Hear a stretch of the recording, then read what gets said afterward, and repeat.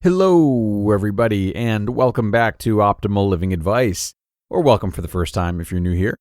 This is episode 312. I'm your host, Greg Audino, and I'm glad to be back with you once again as we turn towards another question from one of your fellow listeners and seek to provide guidance and support with whatever it is that they're going through. Now, today, we're going to be focusing a lot on communication, as the asker is wondering how much of their own mental health can be repaired simply by communicating differently. Very interesting topic. So let's start things off and optimize your life. I've been listening to the show for a while, and I love how much communication comes up.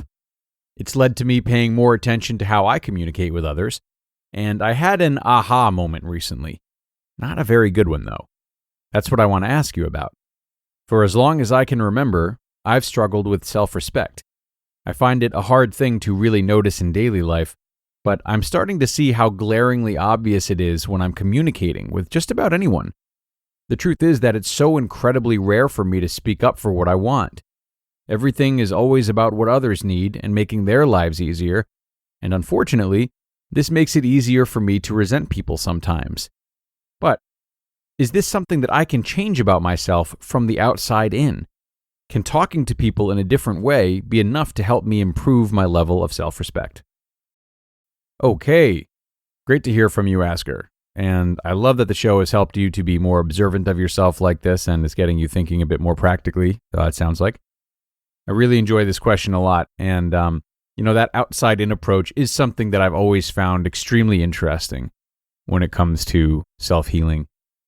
A general note on that to start, I think that this idea of inside-out healing is a lot more applicable at certain times than others. To deliberately change maybe our language or our actions in a way that we believe reflects a healthier mindset, even if we haven't cultivated one yet in actuality, and rely solely on that behavior change to rewire our brains. That's not something I can claim to know the full effectiveness on in regards to all mental health concerns, but it's definitely an approach that can be experimented with in many cases, especially if it's paired with a level of self-acceptance and an understanding that it is, at first at least, a tactic, as opposed to thinking that you've somehow been cured or undergone massive inner change simply by trying some new behavior on for size. Anyway, with that aside, Asker, I think that your question provides a really good opportunity to talk about the 4 communication styles, which have not come up yet in any of our episodes, but also aren't going to be particularly shocking to you when you hear them, if I'm being honest. The way we communicate is really closely tied to our levels of self-respect. So I think it would be helpful to talk about these communication styles, as I said, what they say about our respect for ourselves and others, and you can consider then what it might be like to change how you communicate on the surface. So, first and most importantly for today, we have passive communication, which, Asker, is likely the category you feel you fall under most of the time. Passive communication usually consists of what you said, being indirect, putting others' needs first, not asking for what you want, making a lot of sacrifices, sometimes consciously, sometimes not. And, it's tough because this can feel like a really great thing to be doing because we're respecting others. And maybe we feel as though we're also sharpening our own skills when it comes to non-attachment and going with the flow. And these benefits are not untrue, but that doesn't mean that they don't come with their ghosts. Resentment would be one of them, like you mentioned. And this can definitely be bred from a lack of self-respect and only perpetuate it further. Where it comes from is often being raised under circumstances in which you might have gotten in trouble for speaking up or told that your feelings didn't matter. I think I'm painting the picture here for you. Next, there is aggressive communication, which is the total opposite, as you might have guessed. So that would be enforcing your ideals so hard that it isolates you in a different way. Rather than feeling isolated because you never show up for yourself, aggressive communicators are usually physically isolated. Many people don't feel emotionally or physically comfortable with them because aggressive communicators are always taking control from others rather than being the ones to give up control for themselves, like passive communicators would be. Of course, this also stems from deep insecurity, but in a different way. It's usually insecurity that revolves around, not being able to manage life when it's not delivered on their terms.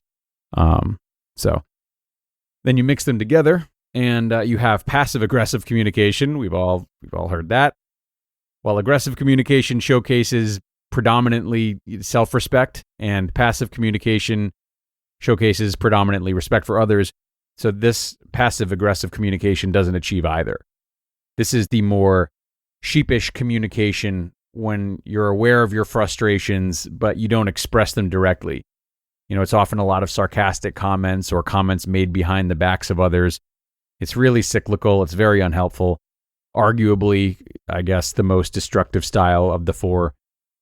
But then the sweet spot, that fourth style, is assertive communication. And that's what we're after here. That's what everyone's supposed to be after, I guess.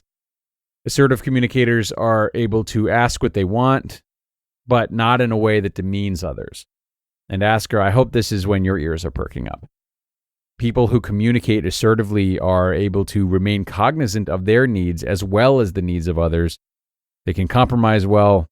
You get the picture.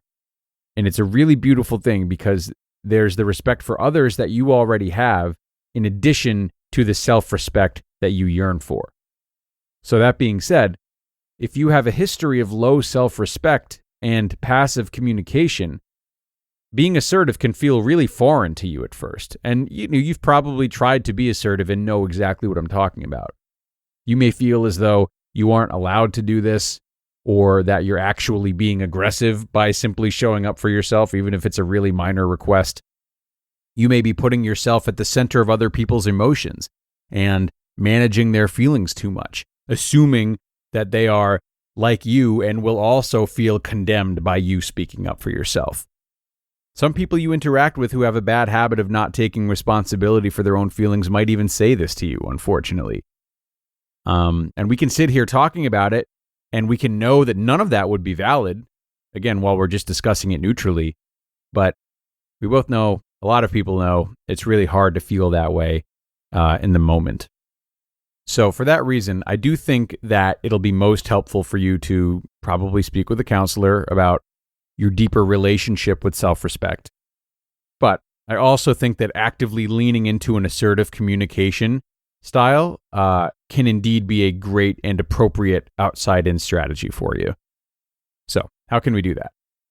Well, internally, you'll probably find it helpful to not just reflect on your own values, but also sit with the fact that you are allowed to have them and you need to live by them if you expect to stay in good mental health. This means being patient not only with what they are, but also how they might have come to be, and ultimately learning that you can't afford to apologize for them or cast them aside. So think critically about what you care about, how you might have stifled it up to this point, including being overly accommodating to what you believe others want, and how doing so, frankly, can no longer be an option. And then externally, take your time and trust that part of the growing pains will be getting better at this slowly over time. It's going to be very challenging to just flip the card right away. So start by making small adjustments in low-risk scenarios. Can you be more assertive about something that you know is really unimportant to somebody else? Can you be more assertive with someone who you can really trust, somebody you trust wants the best for you and will celebrate you taking this step for yourself? Can you even script some of these confrontations, if you even want to call them that, ahead of time? This muscle needs to be strengthened like any other. So consider how to give it consistent but not overbearing exercise. And over time, look to challenge yourself a little more, and barring any particularly serious trauma surrounding your self-respect, which again can be simultaneously addressed with a counselor, you should find yourself building momentum and having an easier and easier time asserting yourself in a way that's not only healthy for you, but also healthy for those around you. Okay, and best of luck to you, Asker. I hope this episode was helpful to you and that it didn't feel too much like a day in school. And as always, I'm hoping the same for you listeners today. This show definitely cannot operate at its best if it doesn't get you thinking as well. So with that being said, if you do have any feedback or tips on how you would like to see the show improve, you can email them to me at advice@oldpodcast.com, advice@oldpodcast.com. That is, of course, where you can send any of your own questions as well, questions about life struggles that you might be looking for help with here on the show and would like to see made into an episode. Don't be shy. You guys know how much I love hearing from all of you. That is going to do it for today, though, everyone. Many thanks to you, as always, for being here and giving us your time. Enjoy your weekend, everybody, and I look forward to talking with you again on Monday. That's where your optimal life awaits.